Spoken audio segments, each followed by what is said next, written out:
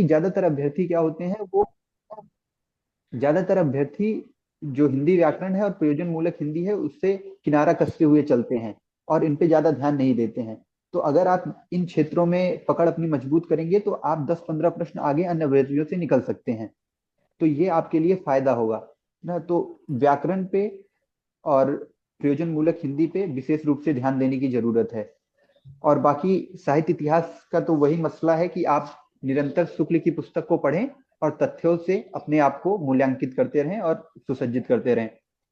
तो मेरा तो यही इतना कहना है। और बाकी आप लगातार टेस्ट सीरीज अगर आपने ली है या लेंगे तो प्रश्न आप जितने लगाते जाएंगे उतनी ही आपकी तैयारी पुख्ता होती जाएगी। प्रश्न लगाने की बहुत ज्यादा जरूरत है, आप कहीं से भी लगाएं, लेकिन प्रश्न लगाएं, अच्छे प्रश्न लगाएं। और इसके अलावा वही कि अगर आप लोगों का ग्रुप है कुछ बच्चों का, तो वहां पे आप डिस्कशन करते रहें लगातार। लेकिन अब जो खेल है परीक्षा का वो मूलतः अवधारणाओं पे ज्यादा आधारित हो गया है। तो आप कॉन्सेप्ट पे आधारित अपनी तैयारी को ज्यादा करें और जो हिंदी व्याकरण है और प्रयोजन मूलक उस पर विशेष रूप से ध्यान दें। धन्यवाद।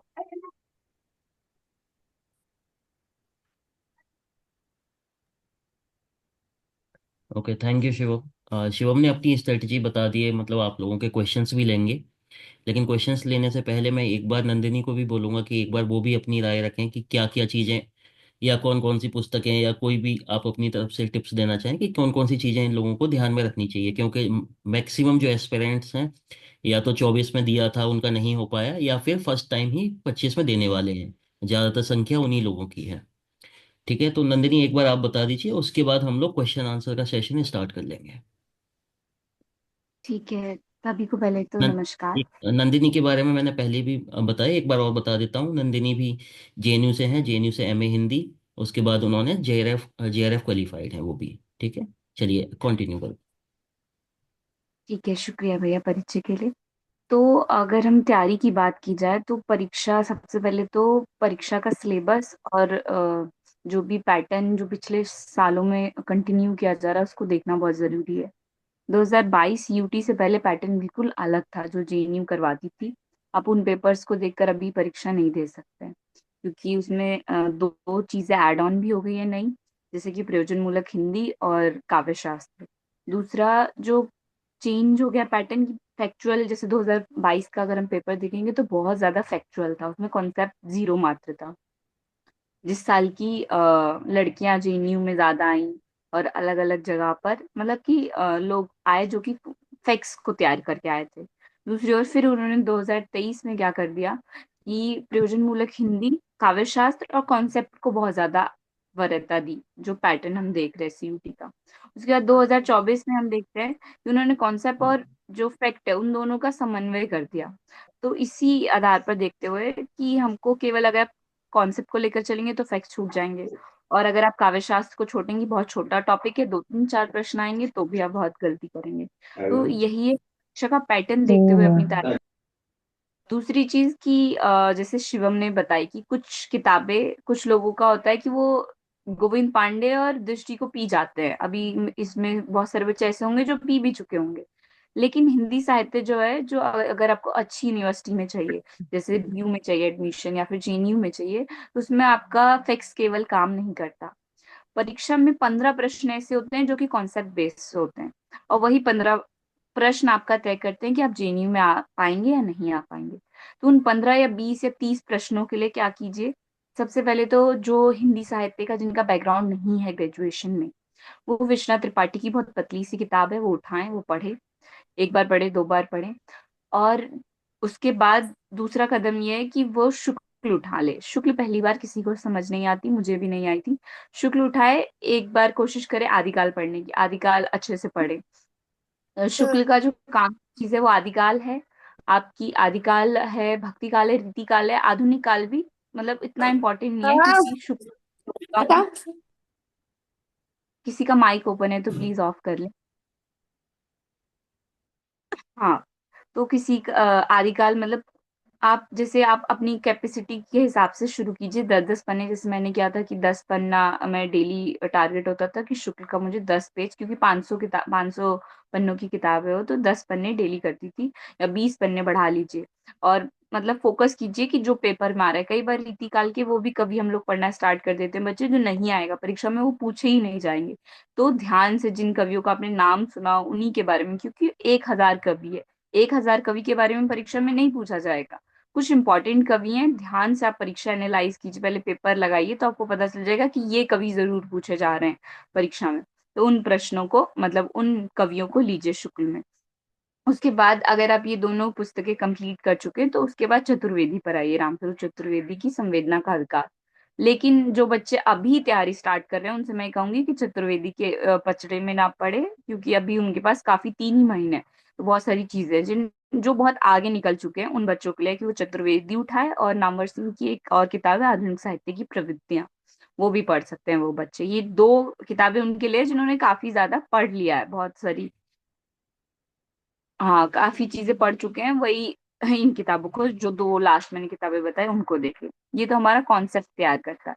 उसके बाद टेक्स्ट के लिए आप गोविंद पांडे या दृष्टि की किताब उठा सकते हैं। लेकिन यही चीज होती है कि आपको सारी चीजें याद नहीं करनी, आपको जैसे आदिकाल में भी बहुत सारे कथन है जो आपको याद नहीं करने। तो परीक्षा का एनालाइज कीजिए, फिर उससे पता लगाइए कि कौन सी चीजें आ रही है परीक्षा में, और उन्हीं को पढ़िए, सारा पढ़ने की जरूरत नहीं है। ठीक है, लेकिन हाँ, जैसे कुछ कुछ चीजें बहुत इंपॉर्टेंट है, जैसे दलित, स्त्री विमर्श, जितने भी इनकी कविता हो गया, गद्दे, गद्दे खंड में अगर जो बच्चे पढ़ चुके होंगे वो जान गए होंगे कि गद्दे खंड में जैसे स्त्री की कविता हो गई, स्त्री की कहानी हो गई, इन सब पर थोड़ा फोकस बढ़ गया है। तो ये भी लेते चलिए। तीसरी और चौथी चीज जो इस परीक्षा में भी ऐड हुई है वो प्रयोजन मूलक हिंदी और काव्यशास्त्र और व्याकरण की है। इनकी कोई किताबें मतलब अभी सीयूटी के लिए तैयार नहीं की गई हैं। जैसे दृष्टि ने काव्यशास्त्र, दृष्टि पढ़कर जा सकते हैं, लेकिन कई बार उससे भी इतर आ जाता है। लेकिन अभी पर्याप्त काव्यशास्त्र के लिए दृष्टि कीजिए, गोविंद पांडे मत उठाइएगा काव्यशास्त्र के लिए, मतलब थोड़ा कम कंटेंट है उसमें। थोड़ा ज्यादा के लिए दृष्टि वाली जो किताब है उसके पीछे पन्नों में पाश्चात्य काव्यशास्त्र और भारतीय काव्यशास्त्र दोनों दिया हुआ है, उसको अच्छे से पढ़िए। प्रयोजन मूलक के लिए दंगल छाल्टे की किताब आप ले सकते हैं, उसमें फैक्ट्स थोड़े कम है लेकिन उसमें आपका कॉन्सेप्ट तैयार हो जाएगा। प्रयोजन मूलक हिंदी के लिए उसको देखिए। उसके बाद केवल यही नहीं देखना है आपको, डेली बेसिस पर क्वेश्चंस भी लगाते जाने फैक्चुअल, क्योंकि दंगल झाल्टे में इतने फैक्चुअल क्वेश्चंस नहीं है जो पेपर में पूछे जा रहे हैं, लेकिन फिर भी दंगल झाल्टे को आप दे सकते हैं।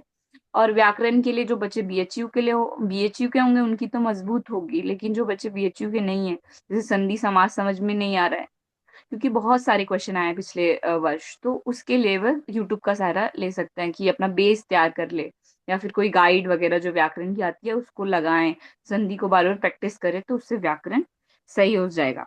अब इतना तो हो गया कि आपको पढ़ना है। फिर आपको सोने से पहले अपने आप को मूल्यांकित करना जरूरी है कि मैं इतना पढ़ तो रहा हूँ लेकिन मैं एग्जिस्ट कहाँ कर रहा हूँ, मैं हूँ कहाँ भी। तो उसके लिए आप टेस्ट सीरीज लगा सकते हैं कुछ क्वेश्चंस को, जैसे दृष्टि में पीछे दिया हुआ है, जैसे अगर कहानी खंड खत्म होता है तो पीछे कुछ क्वेश्चंस दिए हुए हैं। या तो अगर वो नेट जेरफ के स्तर की है तो फिर आप देख सकते हैं, टेलीग्राम्स में बहुत सारे ग्रुप्स हैं उसमें आप क्वेश्चंस को देख सकते हैं। और या फिर अगर हम आप ले रहे हैं डीम यूनिवर्सिटी का, तो इसमें हम लोग, जैसे मैं और शिवम, कुछ क्वेश्चंस बताएंगे, उन क्वेश्चंस को हल कर सकते हैं। कोई टेस्ट सीरीज आप ले सकते हैं, तो इसके द्वारा आप अपने आप को मूल्यांकित कर सकते हैं। तो ये सारी प्रक्रियाएं आप अपने दिनचर्या को ऐसे बांट लेके, एक कॉन्सेप्ट के लिए, एक फैक्ट्स के लिए, एक व्याकरण के लिए, एक काव्यशास्त्र के लिए, ऐसे करके चीजों को खत्म कीजिए और निपटाइए, क्योंकि रिवीजन बहुत कम समय बचा हुआ है, 3 महीने।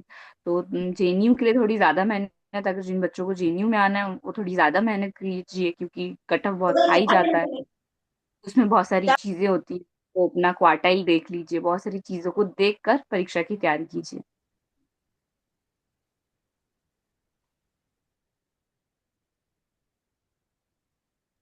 भैया हो गया मेरा।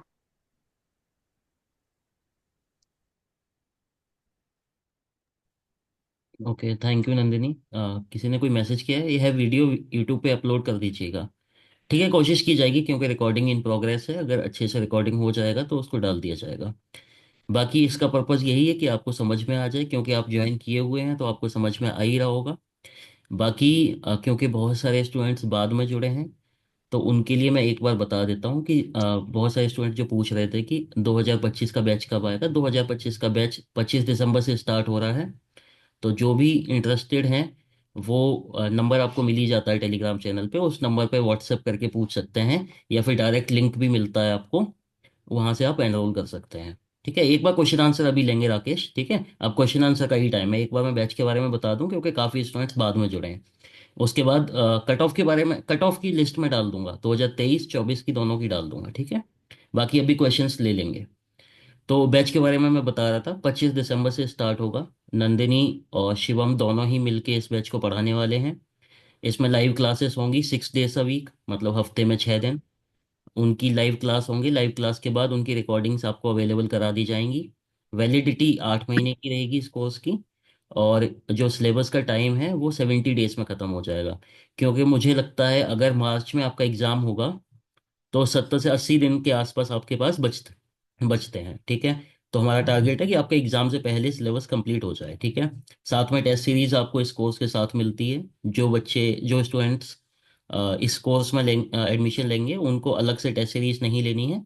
बाकी ऑप्शन ये भी है कि अगर जिनको कोर्स नहीं लेना है वो केवल टेस्ट सीरीज भी ले सकते हैं। जैसे लास्ट ईयर के कुछ स्टूडेंट्स हैं जिन्होंने कोर्स किया हुआ है, लास्ट ईयर किया था, तो वो अगर test series, updated test series होगा, 50 जो टेस्ट लास्ट ईयर वाले थे वो तो हैं ही, उसके अलावा कुछ, मतलब हमारा टारगेट ये है कि 30 से 40 टेस्ट नए भी ऐड कराए जाएंगे इस टेस्ट सीरीज में।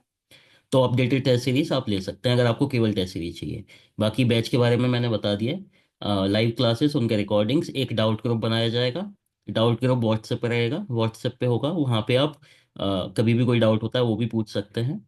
उसके अलावा मतलब यही होता है। बाकी तो अगर आपको कोई और भी नीड होगी तो वो भी आपकी हेल्प की जाएगी गाइडेंस के तौर पे, ठीक है। चलिए अभी आप क्वेश्चन पूछ सकते हैं। बाकी किसी को अगर बैच लेना है तो आपको नंबर मिल जाता है टेलीग्राम पे, या फिर आप नोट भी कर सकते हैं, उस पर व्हाट्सएप करेंगे। 790। भैया हाँ। हाँ बताइए। क्वेश्चन था। हाँ हाँ, एक सेकंड, वही मैं एक काम क्वेश्चन। कीजिए, पहले पहले क्वेश्चन। जो कमेंट्स प्रश्न है उसको ले लेते हैं, उसके बाद आपको जिसको भी प्रश्न पूछता है आप हैंड रेज करें, हम प्रश्न ले लेंगे, हाँ, ठीक। एक एक एक करके अपना माइक को अनम्यूट करके अपना क्वेश्चन पूछ सकते हैं, ठीक है। बाकी बैच के ओके बैच भैया। में आपको सारी इन्फॉर्मेशन टेलीग्राम पे मिल जाएगी, ठीक है। तो एक एक करके आप हैंड रेज करके हम नाम लेंगे, वो आप अपना अनम्यूट करके जिसका नाम लिया जाएगा वही क्वेश्चन पूछेगा, ठीक है। अलका कुमारी, या आप क्वेश्चन पूछिए। हाँ हाँ भैया बताइए। पहले कमेंट क्वेश्चंस ले लेते हैं, कुछ जो क्वेश्चन बहुत बेसिक आ रहे हैं जीएनयू के लिए ठीक है, उससे ओके, रिलेटेड। एक बार तो कुछ क्वेश्चन। कमेंट्स हाँ के क्वेश्चन ले रहे हैं क्योंकि जो कमेंट्स में क्वेश्चन है वो आप में से हो सकता है कि आपके क्वेश्चंस ऐसे ही हल हो जाएं, ठीक है। तो एक बार आप ले लीजिए। शिवम, कुछ क्वेश्चंस तुम ले लो, कुछ मैं ले लेती हूँ। ठीक है, ऐसे कर लेते हैं। तो सबसे पहला क्वेश्चन बहुत ऊपर सबसे से है एक ना। इम्पॉर्टेंट जो क्वेश्चन आता है जो मेरे को भी स्टूडेंट्स पूछते रहते हैं वो ये है, ये दृष्टि वाला जो क्वेश्चन है, मैं सिर्फ दृष्टि वाली बुक से पढ़ रहा हूँ, क्या ये सफिशिएंट रहेगा जेएनयू के लिए? इस पे आप क्या कहना चाहेंगे, आप लोग बता दीजिए। नंदिनी आप बता सकते हैं। ठीक है, दृष्टि या गोविंद, देखिए फिक्स के लिए तो अभी बाजार में दो ही किताबें हैं मुझे जितना ज्ञात है, अभी और आ गई हूँ पता नहीं, लेकिन जो प्रमाणिक या बहुत ज्यादा प्रसिद्ध है वो दो किताबें हैं, एक दृष्टि की किताब और एक दूसरी है गोविंद पांडे की किताब। क्योंकि गोविंद पांडे की किताब नए नए उसके संस्करण नहीं आ रहे हैं, मतलब अपडेटेड नहीं हो रही है, तो जिस कारणवश बहुत सारी चीजें उसमें छूट जा रही है। तो अगर आप गोविंद पांडे पढ़ेंगे तो आप बहुत सारी चीजों के लिए आपको दूसरी जगह पर जाना पड़ेगा, लेकिन अगर आपके पास पैसे हों कि आप खरीद सके दृष्टि की नया एडिशन, अगर आप खरीदें तो जो नया एडिशन है वो खरीद लें या फोटो स्टेट करवा लें, तो मतलब मेरे हिसाब से तो दृष्टि वाली ज्यादा बेटर रहेगी in comparison to Govind Pandey. लेकिन ये सच है कि जिन बच्चों के पास गोविंद पांडे या जो बच्चे गोविंद पांडे से तैयारी कर रहे हैं वो निराश ना हो। मैंने गोविंद पांडे से ही तैयारी की थी, लेकिन हाँ मैंने ये बात मैं बिल्कुल नहीं मानूंगी, मैंने दृष्टि की भी किताब दूसरे से लेकर के एक बार देखा था।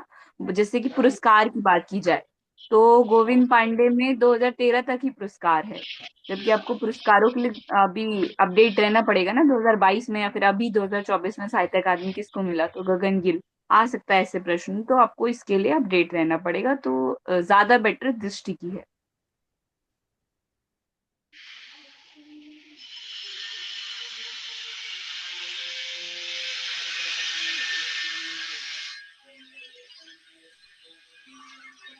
शिवम एक काम करते हैं, मैं प्रश्न पढ़ देती हूँ, या तो तू अगर तुझे उसका आंसर आता हो तो तू दे दियो या फिर मैं दे दूंगी, ठीक है। तो जो ठीक। सबसे पहले वो दृष्टि एक ने पूछा है, मनीष शुक्ला। वो कह रहे हैं कि सर प्रयोजन मूलक दंगल घाटे 2 से 3 बार पढ़ा हूँ, भैया लेकिन समझ में नहीं आ रहा है कैसे तैयार करें। सर ये भी समझ में नहीं आता है कि कहाँ से क्वेश्चन पुट अप कर सकता है, इसका आंसर दे दे। देखिए, तो सबसे पहले आप किसी भी परीक्षा में जाते हैं, किसी भी परीक्षा की अगर आप तैयारी कर रहे हैं, तो सबसे जो बुनियादी चीज होती है वो होती है पिछले साल के प्रश्न पत्रों का विश्लेषण करना। तो आप पहले पिछले साल के प्रश्न पत्रों को उठाएं और उनको विश्लेषित करें और देखें कि प्रश्न कहाँ से पूछे जा रहा है और किस सेक्शन में कौन से बिंदुओं से प्रश्न आ रहा है। आप प्रयोजन मूलक देखें तो आप देखें संचार माध्यमों से लगातार प्रश्न पूछे जा रहे हैं। और आमतौर पे जो भाषा वाले में भी वो चीज आ जाती है, जो तकनीकी भाषा या पारिभाषिक शब्दावली यहाँ वगैरह से प्रश्न ज्यादा पूछे जा रहे हैं।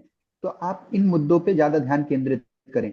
आप पिछले सालों के प्रश्न पत्रों को देखेंगे तो आपको पता चलेगा कि कहाँ से प्रश्न पूछे जा रहे हैं। अभी तक जो मैंने 2024 का प्रश्न पत्र देखा है, वहां पे संचार माध्यमों का ज्यादा वेटेज है, वहां से ज्यादा प्रश्न पूछे जा रहे हैं।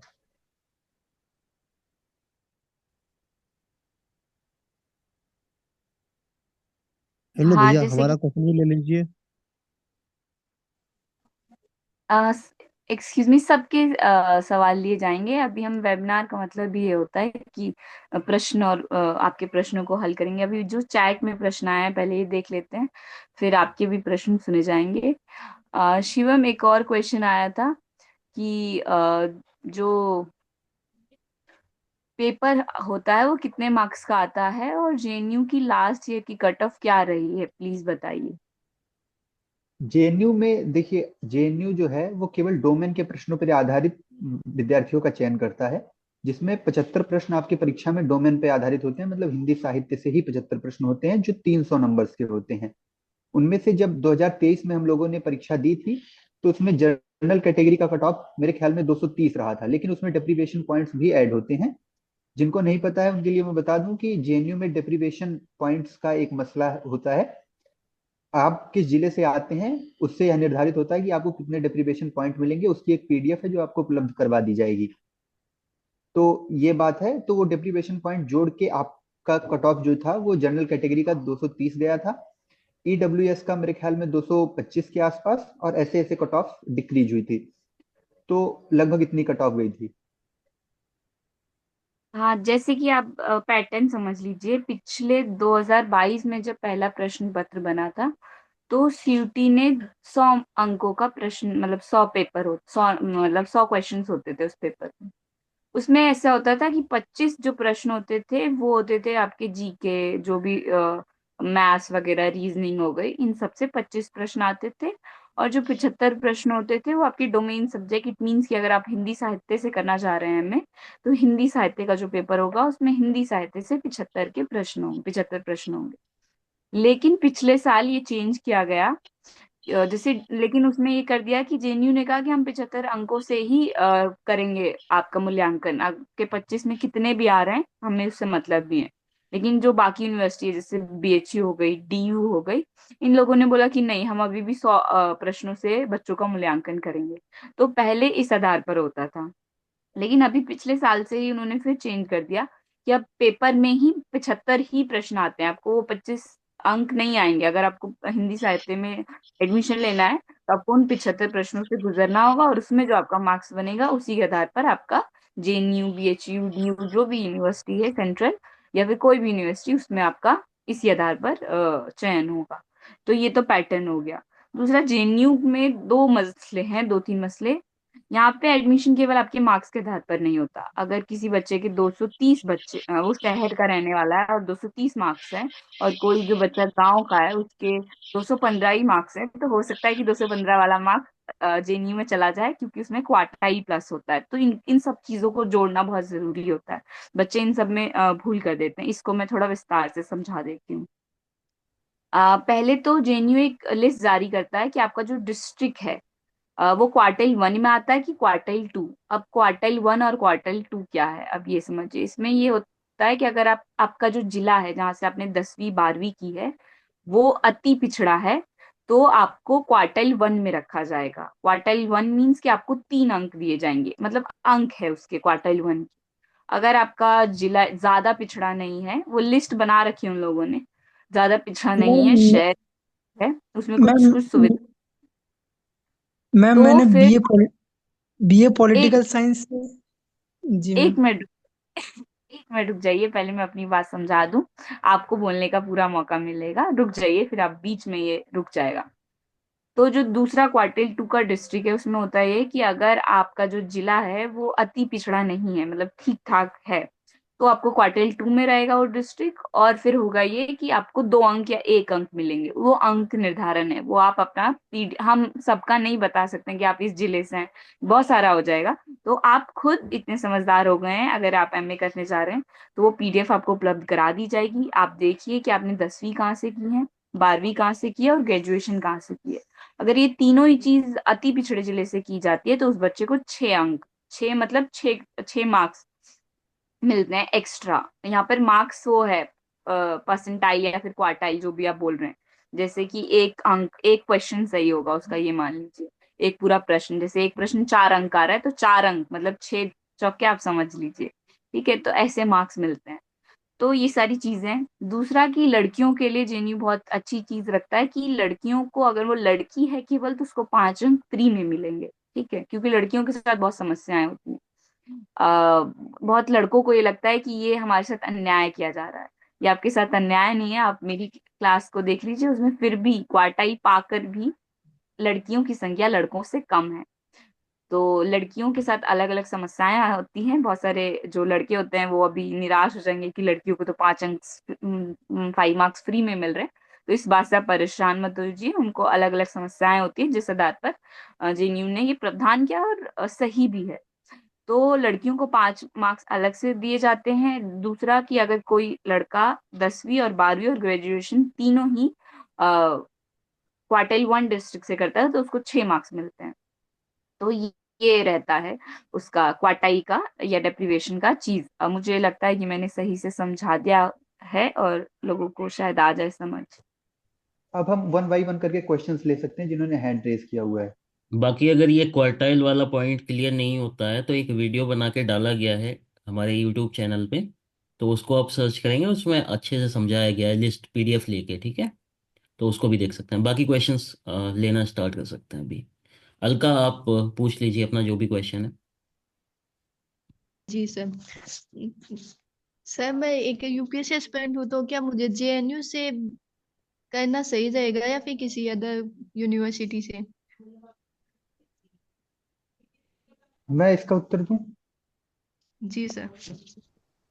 देखिए, आप यूपीएससी एस्पिरेंट हैं तो मतलब आपको अगर तैयारी करनी है तो आप कहीं से भी कर सकते हैं। मसला ये है कि जेएनयू में आपको क्या क्या फायदे होंगे और नुकसान क्या होगा।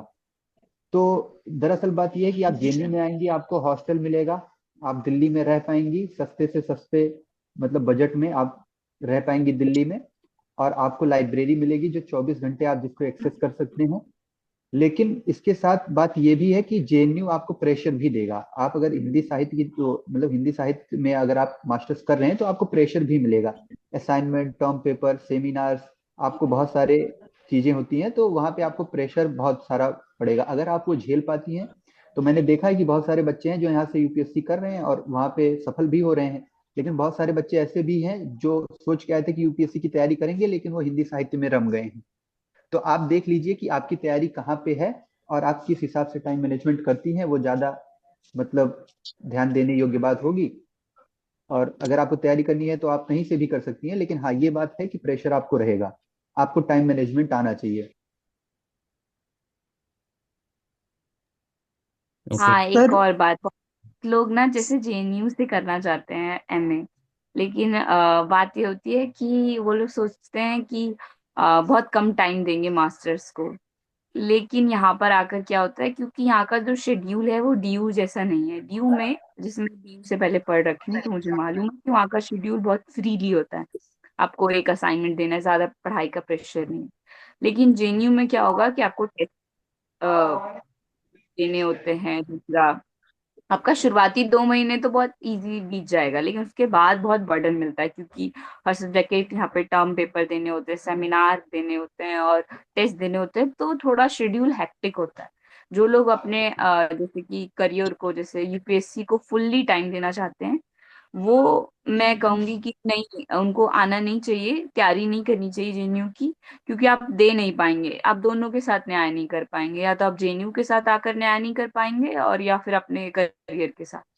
अगर आप बैक बेंचर बनना चाहते हैं और अपनी तैयारी को कर सकते हैं, तो आप ऐसे तो कर सकते हैं अपनी तैयारी को कि आप बैक बेंचर यहाँ पे रहें, क्लास में अच्छा स्कोर ना करें, टीचर्स क्लास में ना आए, थोड़ी डांट खा लें, तो आप यूपीएससी कर सकते हैं। लेकिन अगर आप ये सोचते हैं कि आप क्लास में भी अच्छा करें और करियर को भी ध्यान दे पाए, तो आप कर नहीं पाएंगे, क्योंकि जेएनयू का जो हिंदी शेड्यूल है वो आपको इतना टाइम नहीं देगा। जी मैम। सर, मेरा बीए में पॉलिटिकल साइंस ऑनर्स था, तो हम जेएनयू के लिए एलिजिबल है? भैया एक बार। हेलो। हाँ हाँ, जेएनयू हेलो मैम। में, जेएनयू में एलिजिबल हो आप। जेएनयू में बैकग्राउंड आपका मैटर नहीं करता है, आपने ग्रेजुएशन किसी भी सब्जेक्ट में किया है, आप इंजीनियर हैं, आप डॉक्टर हैं, आप जेएनयू से मास्टर्स कर सकते हैं। आपने हेलो बीएससी भैया किया है, कुछ प्रणाम। भी किया है। धन्यवाद सर। हेलो भैया हाँ बताइए, अपना प्रश्न पूछिए। प्रणाम भैया, आप सभी लोगों को मेरा। प्रणाम विवेक, बोलिए आगे। भैया हम आचार्य शुक्ल को लगभग 2 बार पढ़ चुके हैं, आचार्य शुक्ल की जो बुक है, हम्म। लेकिन कुछ भी एकदम अच्छे से समझ नहीं आ रहा है। तो क्या अब उसे पढ़ने का जरूरत है, या मतलब गोविंद पांडे को पढूं और दृष्टि को पढूं? वो पढ़ूं या ना रहने दूं? नहीं नहीं, शुक्ल पढ़ने से मतलब नहीं है, शुक्ल समझने से मतलब है।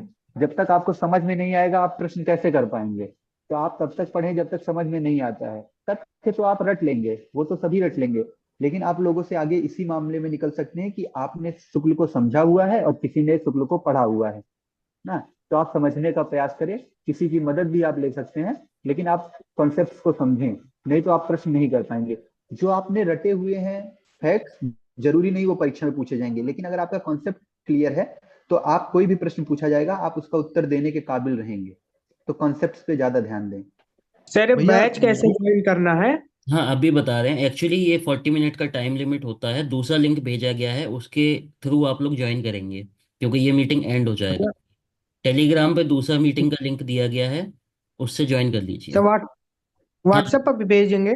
टेलीग्राम पे आएगा, टेलीग्राम चैनल पे ओके।